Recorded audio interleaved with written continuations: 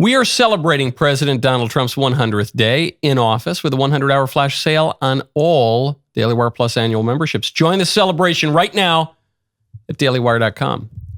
President Trump has officially been back in office for 100 days. And to celebrate, he completely owned a lib at a rally in Michigan.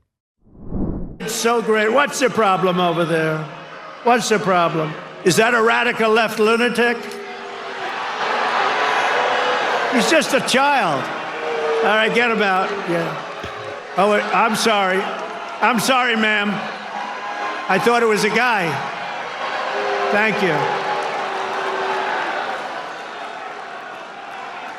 And she now has to go home to a mother who's a big Trump fan. Her mother's watching. I'm sorry. I'm sorry. I said he, and it's a she. I'm sorry. To keep my promise to the great state of Michigan, It's like watching Mick Jagger play Satisfaction. He gets up there, and who we have here? Is that a radical left lunatic? Woo! Oh, yeah, look at him. Oh, it's a she. I said he, but it's a she. Woo! Guess what? His mom's a fan of Trump. Bah! You gotta drink it in, kids. You gotta drink it in. 1,360 days from now. A mere 1,360 days from now. President Trump's second term is going to end. With any luck, the third term will begin, then the fourth and the fifth. But assuming that the man is stuck with only 2 terms, then beyond the policy and the political realignment and the new coalitions, just take a moment to savor. Just take a moment so that you can remember how fun and funny and rejuvenating this period has been. I'm Michael Knowles. This is The Michael Knowles Show.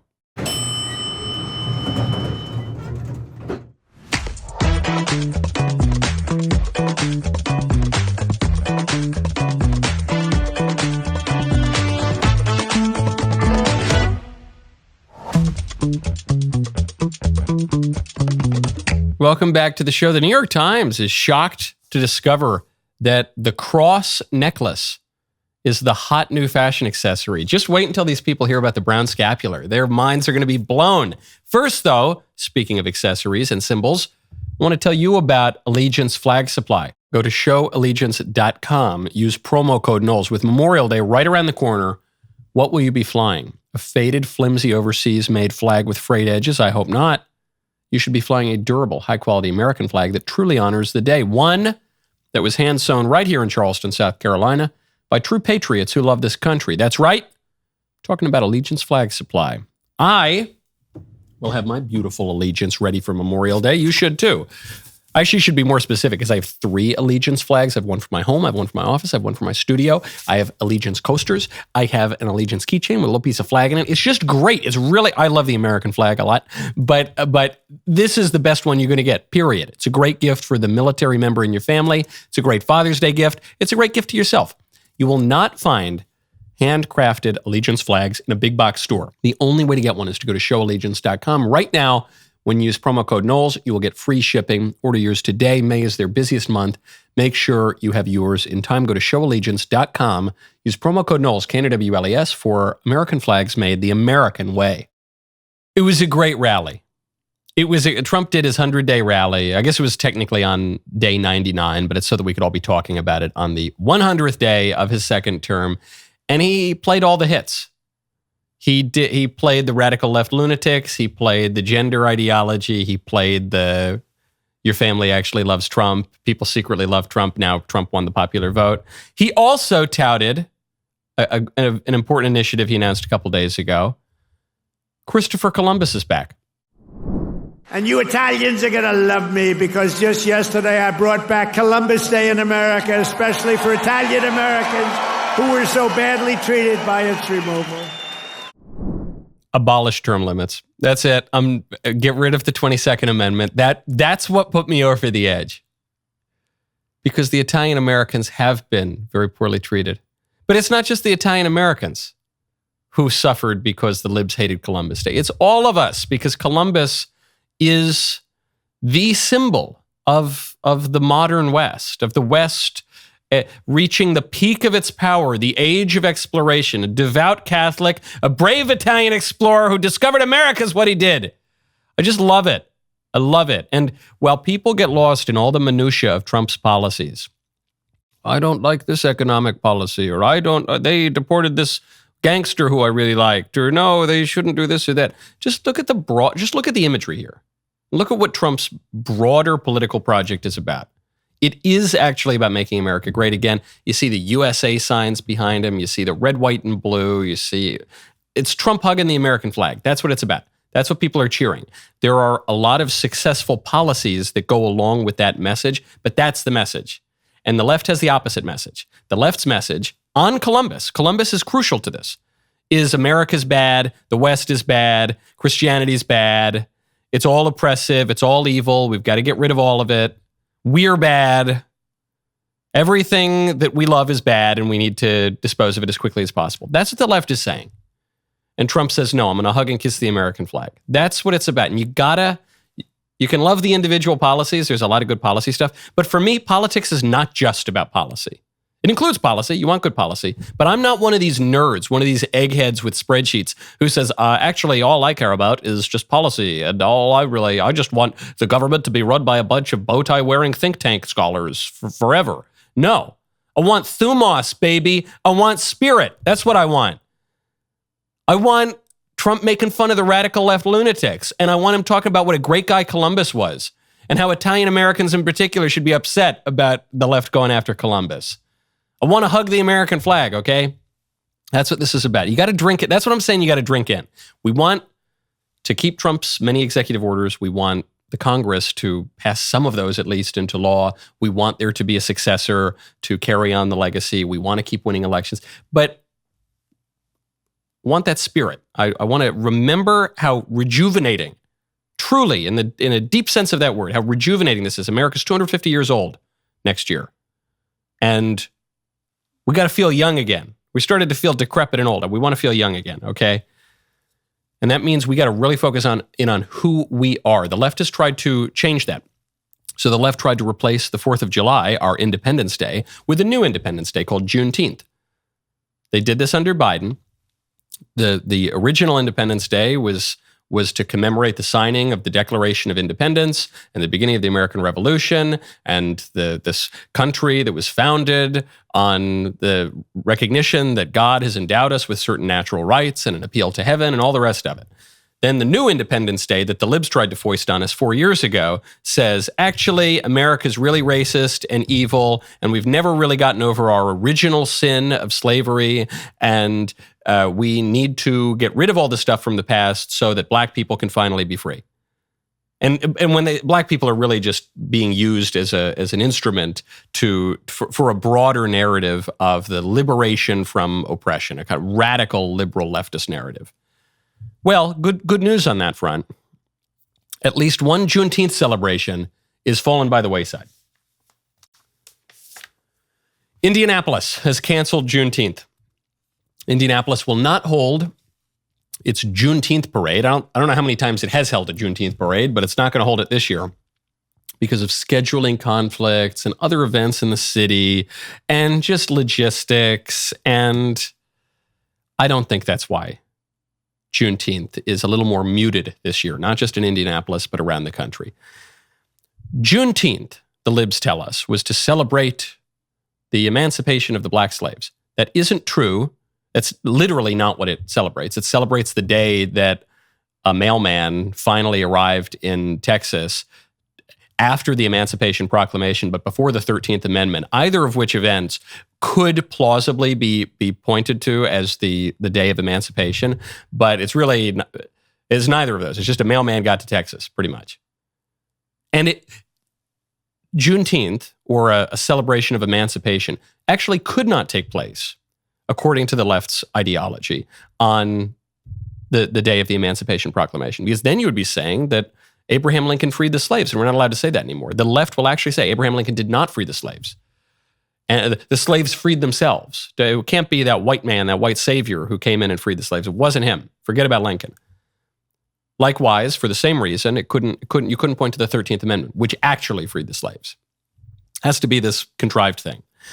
Juneteenth actually began not to celebrate black people and not to celebrate freedom Juneteenth took off in earnest in the United States as an offshoot of the BLM movement. That's what it's about. BLM, which was not founded by American patriots, BLM was run by radical Marxists and self-described Marxists. I'm not reading into their psyches. That's just what they say they are. Juneteenth started to catch some steam in the 2010s as the BLM movement was growing. Don't forget, the BLM movement didn't start with George Floyd. BLM movement started with Trayvon Martin and who was the one? Michael Brown. All of these hoaxes where racial hucksters came out and said that poor innocent black children were being murdered execution style by racist white KKK members. And then we found out actually in the case of Trayvon Martin, George Zimmerman was a Hispanic guy. So then the liberal media tried to rewrite it. They said, well, he's a white Hispanic. I don't know what it was, a white Hispanic now. Well, don't ignore that he's Hispanic. He's a white guy. And then actually the guy had bruises all over his head because Trayvon Martin was pummeling his head against the ground. And anyway, so that was that one. And then with Michael Brown, that was even more preposterous because Michael Brown had just robbed a store and then was threatening a cop, grabbed the cop's gun, discharged the weapon. The cop still let the guy go away. And then he started charging at the cop. Then and only then did the cop shoot him. All of these hoax narratives took off. It reached its apotheosis during George Floyd, which was also completely misrepresented in the media. That was the BLM movement. And it is no coincidence that BLM really started to gain some national traction in 2017, 2018. This is in the years following the Trayvon Martin and Michael Brown incidents. And then it was declared a national Independence Day. When I say the purpose of Juneteenth was to replace Independence Day, the 4th of July, that's my evidence, is that when Joe Biden signed it into law, he called it the Juneteenth National Independence Day Act. So now we have 2 Independence Days? No, clearly this new one is supposed to replace the old one. That was in 2021. This is very recent. It has nothing to do with true freedom. It has nothing to do with any true dignity of black people. This is a radically leftist feast day for a radical liberal liturgical calendar. And it's falling by the wayside. And it's very good that it's falling by the wayside. And it's actually predictable that it's falling by the wayside.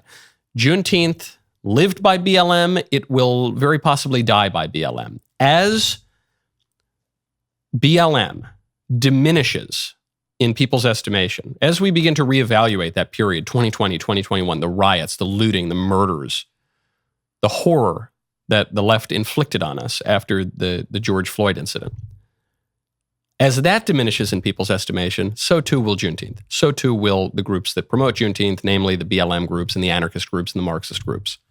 No surprise here. It's a return to normal. When you have a record number of black guys voting for the Republican, as happened in 2024 in the election for Trump, you realize there's been a shift in the racial narrative. Really good news. Now, I want to tell you about lean. You need to go to takelean.com, use promo code Michael, Michael, 20. Lean is not just another injectable weight loss solution. It's something entirely different. Lean was developed by medical and academic professionals as an alternative to GLP-1 medications, eliminating the need for injections. Research on the components in lean demonstrates their ability to regulate glucose levels, significantly decrease hunger sensations, and enhance metabolism by utilizing fat stores as an energy source. Real people have seen real results. Lori M. wrote, quote, "I've struggled to get weight off, and lean has been a lifesaver. I've been losing a couple pounds a week or more." Kelly F. said, "Amazing. I immediately noticed an energy boost and a healthy loss in weight. I would promote this product to anyone." Know a lot of people who struggle with weight.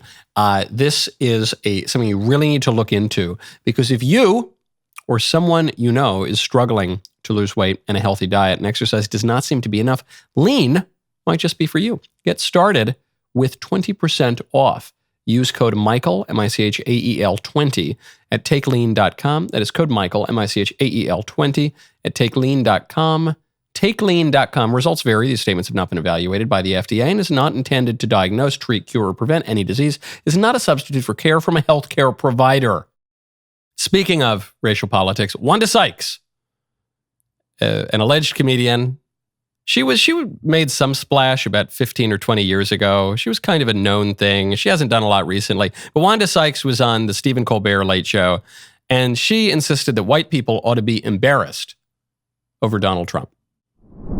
So it's just embarrassing. Actually, the whole administration is just embarrassing, incompetent, corrupt.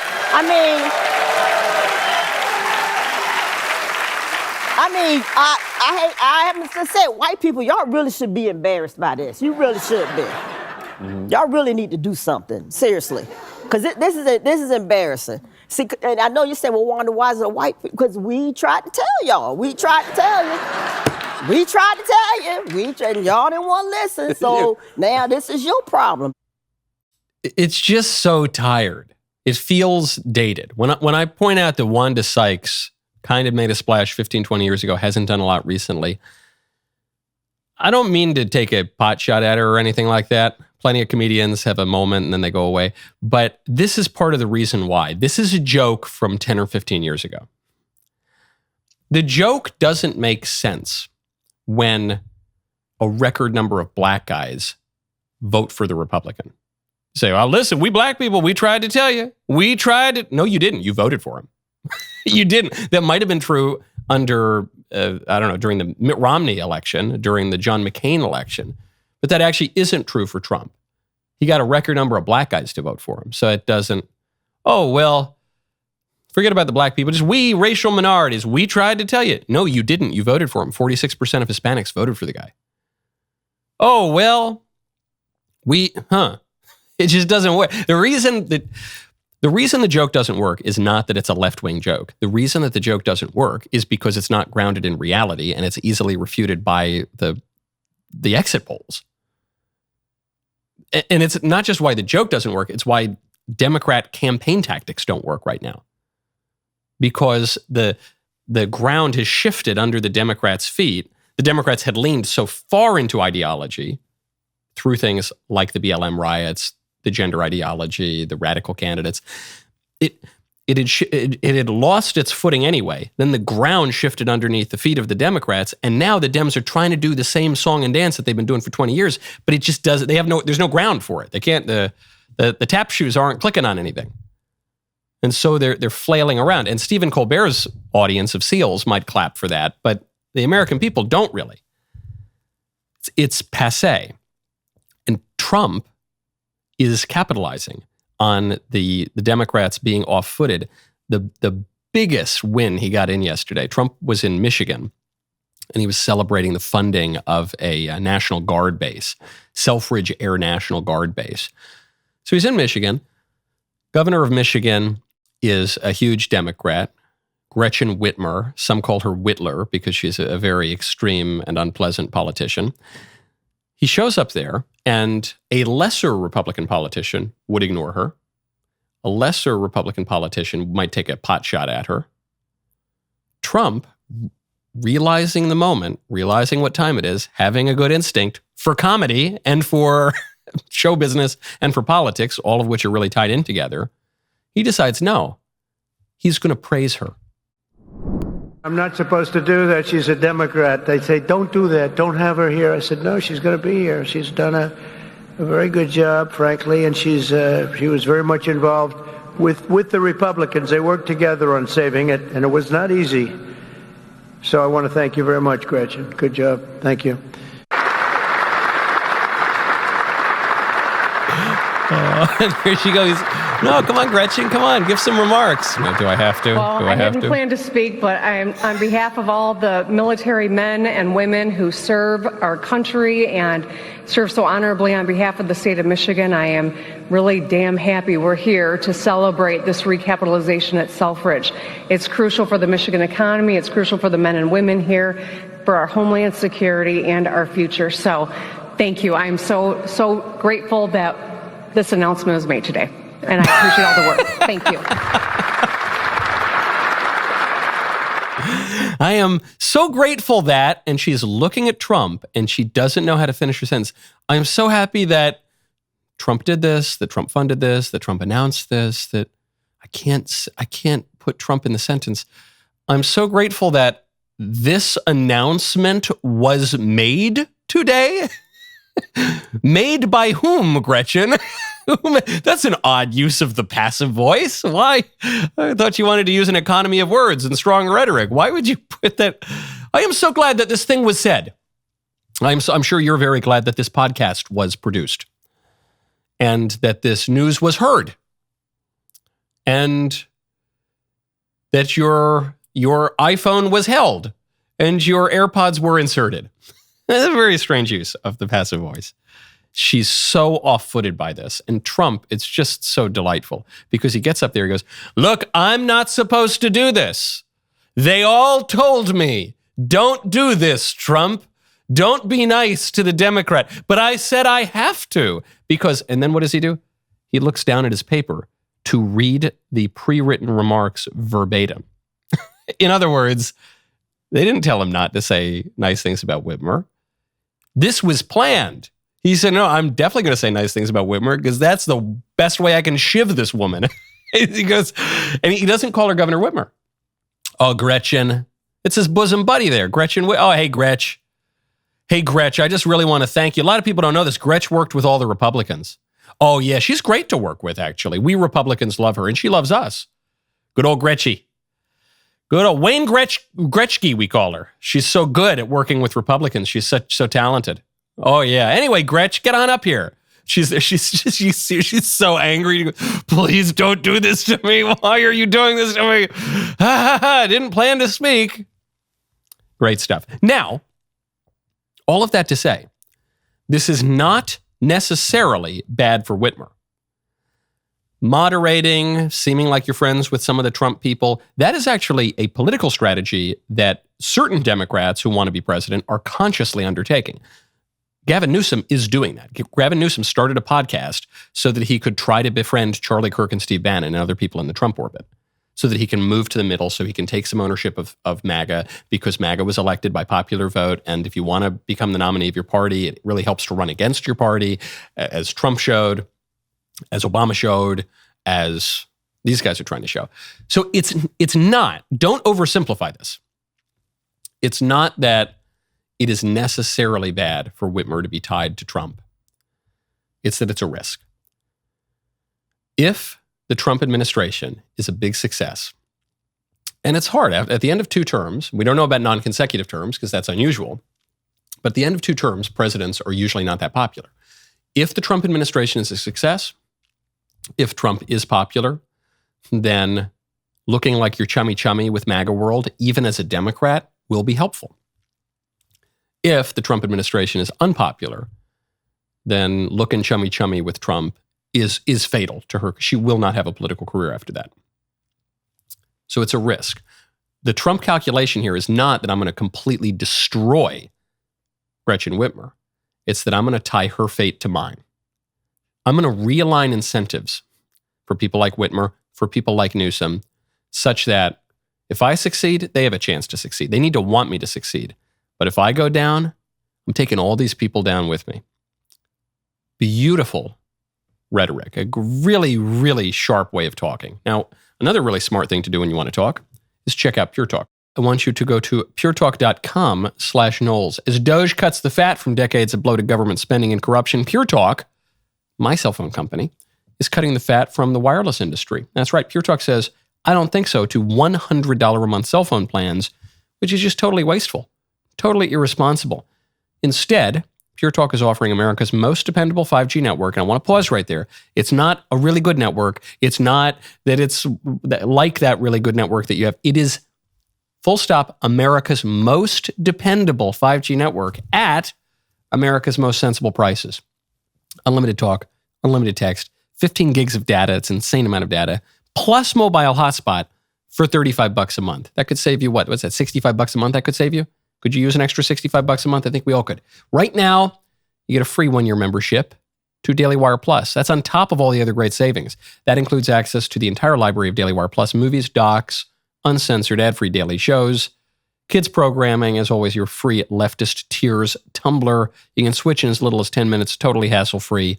You don't need Doge to cut the fat from your wireless bill. Go to puretalk.com/Knowles, puretalk.com/Knowles. Get a free year of DailyWire Plus with a qualifying plan. Pure Talk Wireless by Americans for Americans. Speaking of Democrat undulations, competing tactics and strategies for the Democrats might toss out their vice chairman, David Hogg. David Hogg is that young man who attended a school that was the location of a school shooting, and he saw his chance for fame, and he immediately decided to make himself the spokesman for these students, go on as many liberal news networks as possible. Ended up getting admitted to Harvard for that, didn't seem to have the academic qualifications, but he was really good at getting plaudits from elite liberals, which is one of the main things that Harvard looks for, and one of the main things that people look to get out of Harvard. So it was a natural fit. He was admitted to Harvard, and then he ran for and won the vice chairmanship of the DNC. And David Hogg wanted to shift the strategy of the Democrat National Committee to push young, progressive, leftist candidates, so much so that he was willing to upend tradition in the DNC and raise money to get involved in primaries. David Hogg said he was going to spend $20 million primarying more moderate, there are no conservative Democrats, but more moderate, normal-sounding Democrats, and trying to install younger leftist Democrats. Now, that is not the role of the National Party. The National Party exists to help the nominees of that party beat the Democrats in general elections. So David Hogg was but he said, doesn't matter, we need change, we got routed in the election, and that's why you guys elected me. Not so fast.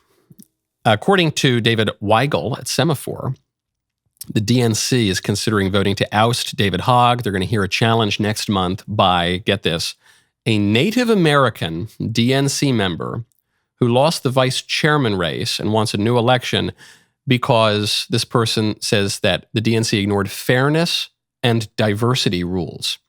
In the complaint, which a Democrat shared with Semaphore, this person said she lost a, quote, fatally flawed election that violated the DNC charter and discriminated against 3 women of color candidates, asking for 2 new vice chair elections. They have to say chair because they can't say chairman anymore, because even though man is the gender-neutral noun to refer to human beings, in the beginning, God created man, both male and female, created he them.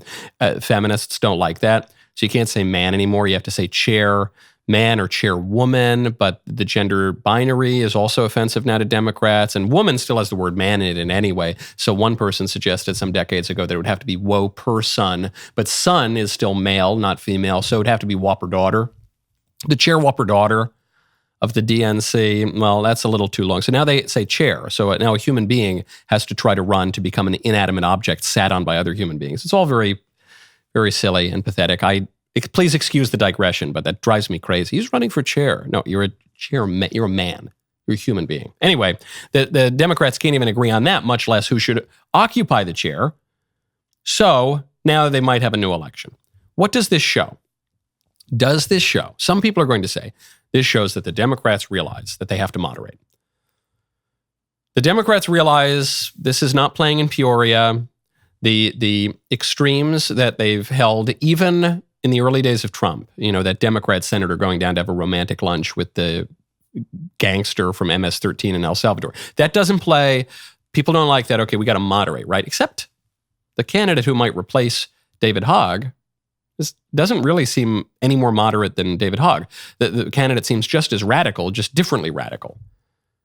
In fact, the candidate's objection to David Hogg is not explicitly that David Hogg wants to primary Democrats.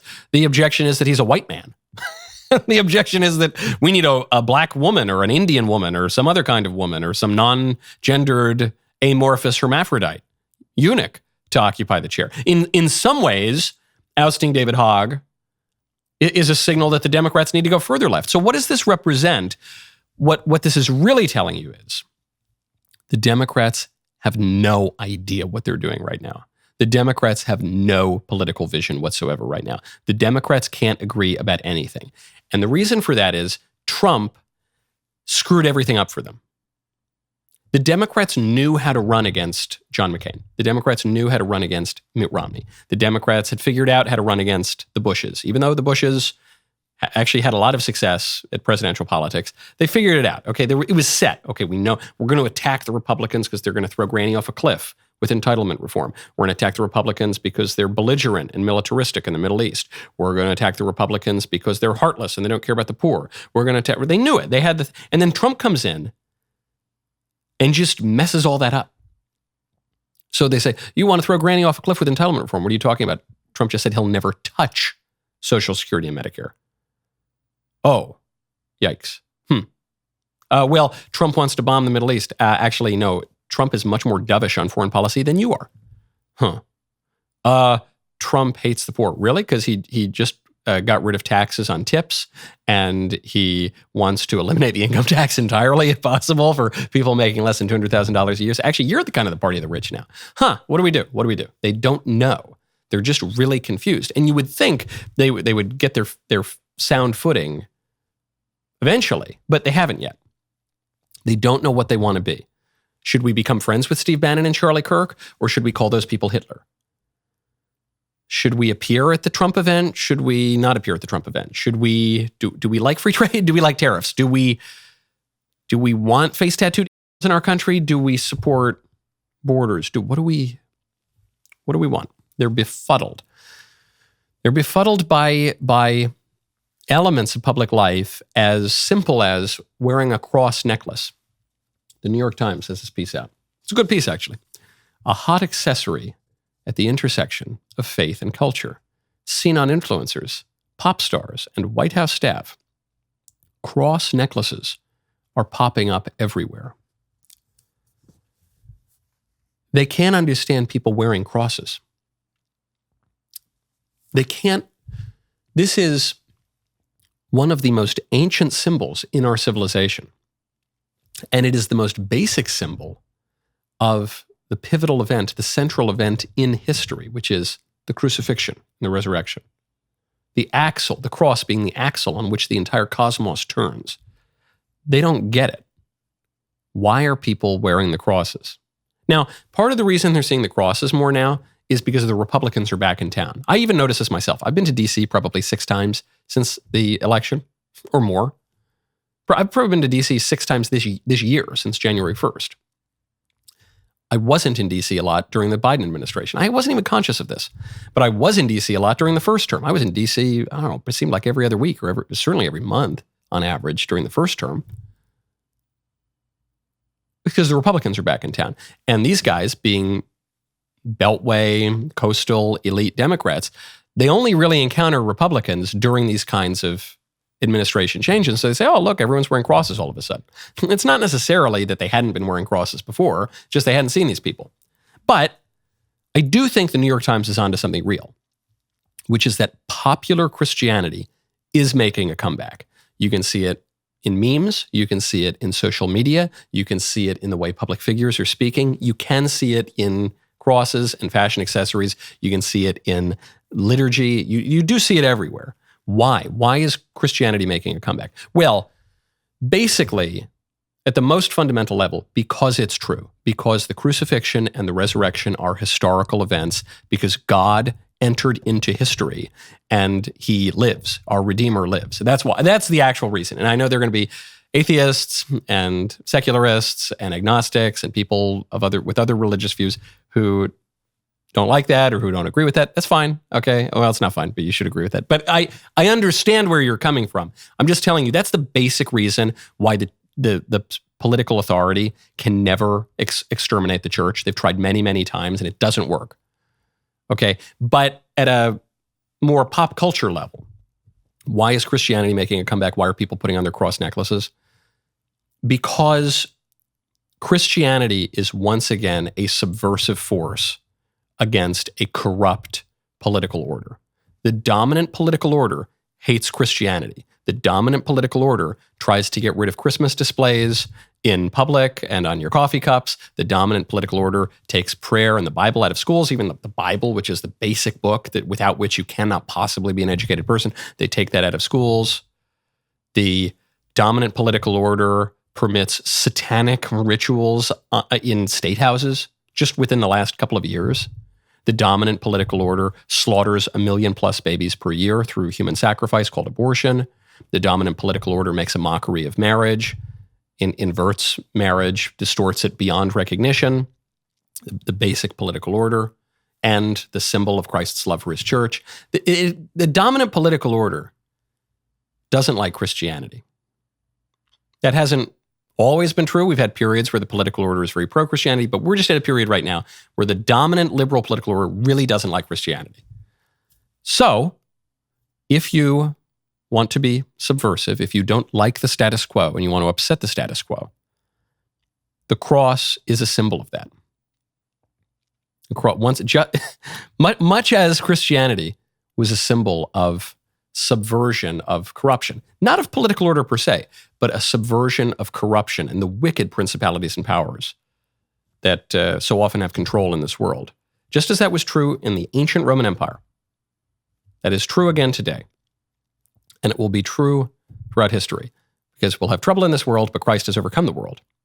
And when there are popular movements to push back against the corruption of those dark powers that exist, it's going to be the cross. It's going to be the cross is coming back. I hope the New York Times watches this segment. I hope that helps them, not just in their political understanding, but maybe their spiritual understanding too. Time is almost up. We're in the final hours of our Daily Wire 100-hour flash sale celebrating President Trump's first 100 days back in office. This is your last chance to get the best deal of the season on a Daily Wire Plus annual membership. President Trump is rebuilding the country. We are rebuilding the culture. Join the fight before the clock hits zero. Go to dailywire.com. Use code DW100 to join now. My favorite comment yesterday is from John Rutherford, 1975, who says, "It is so hilarious that the people claiming that he's the Antichrist, either that random guy on the internet or Elon or whoever. The people who are claiming that he's the Antichrist don't even believe in Jesus Christ." That is true. That is amazing how many people will say so-and-so is the Antichrist. And you say, you don't believe in Christ, but you believe in the Antichrist. And actually, I mean, it's funny. It's kind of silly when you think about it, but it can be helpful too. Just as God in providence turns even bad things to his purposes, because God is sovereign. There are a lot of people, there are many, many people who would say, I don't know if God exists. I'm not religious. I don't even know if God exists, but I know evil exists.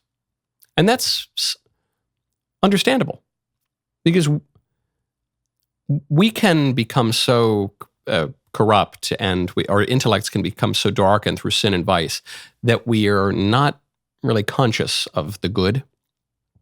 But everyone's experienced some evil, right? You kind of know that.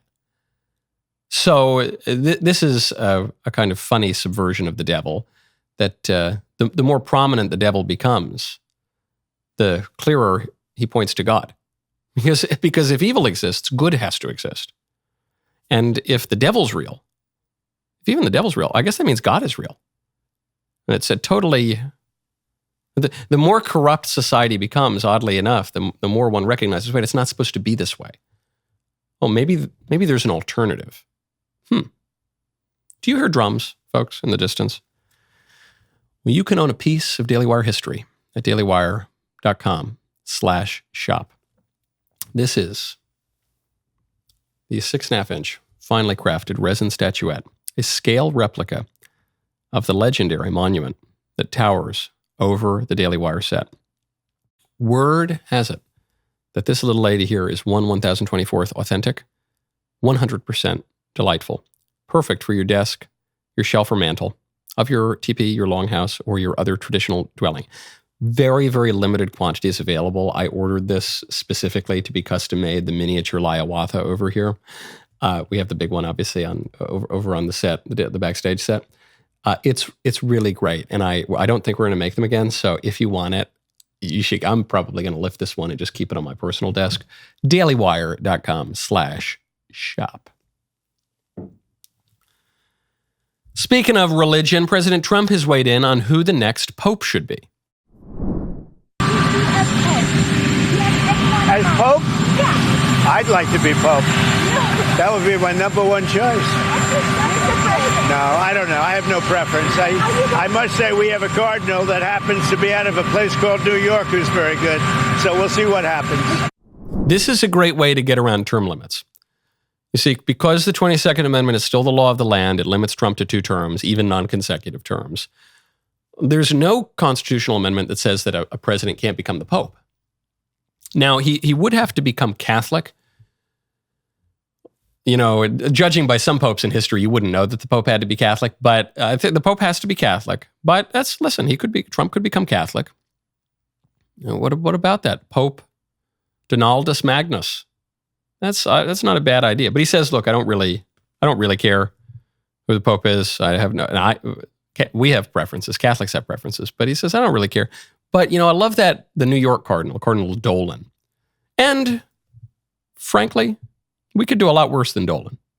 There are some candidates who are papabile who would be a lot worse than Cardinal Dolan from New York. But it seems unlikely that it will be an American who will become the Pope. There are some leading candidates who are viewed as being a little bit more liberal, modernist, who probably, just in my limited capacity of reason, it seems to me would not be great for the church. But there's some really good ones, really strong papabile who could be wonderful for the church.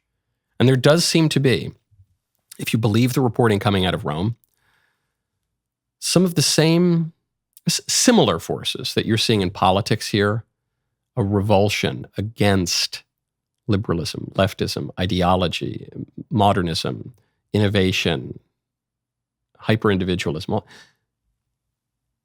Those same kinds of natural and I think correct reactions, you're seeing that play out with the laity in the church. Even among some of the prelates. You say, you know, when someone dies, we only say good things. We only focus on the good. We don't lie, but we only focus on the good things. As the legacy of Pope Francis is evaluated over history, there are going to be a lot of things that people look to and say, you know, that wasn't great. Maybe that was misguided. Maybe that didn't help the church. Maybe that's going to happen. That's true of almost any pope, and especially, I think, a controversial pope like this. I think there is going to be a push to restore some normal to even to the Vatican. But we'll see.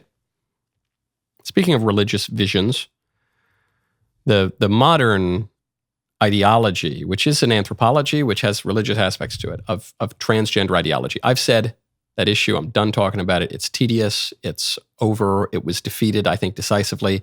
I think we won. I think that transgenderism is now in the process of being eradicated from public life entirely, as well it should be, because it's a false account of human nature, and it helps no one, and it hurts a lot of people, hurts basically everyone it touches, and we just need to get rid of it.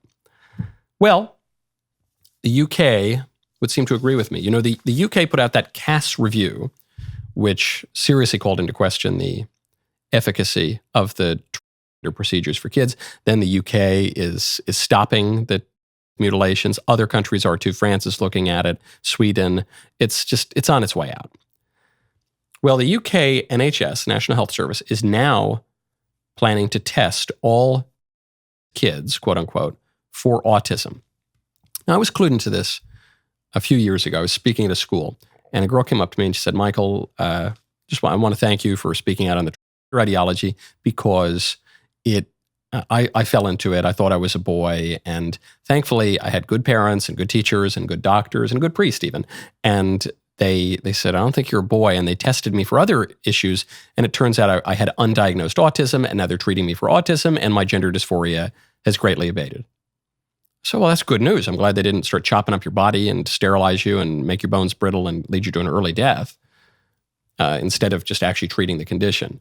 Well, now they're going to apply this insight broadly. Previously, on certain social media platforms, you were not even allowed to observe the scientific evidence that its identity frequently coincides with autism. And rather than treating the autism, they pretend that a boy can be a girl, and they would screw up these poor kids' lives even further.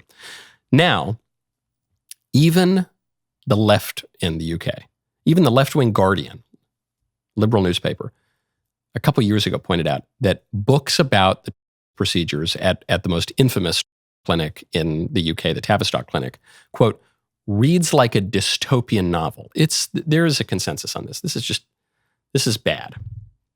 Okay, so the thing you got to ask yourself, if you are somehow on the fence about the gender issue, and you still think it's nice to affirm people you think it's cruel to tell people the truth or whatever, just ask yourself, what is more likely? Try to take your ideology out of it for a second and just ask yourself, what is more likely?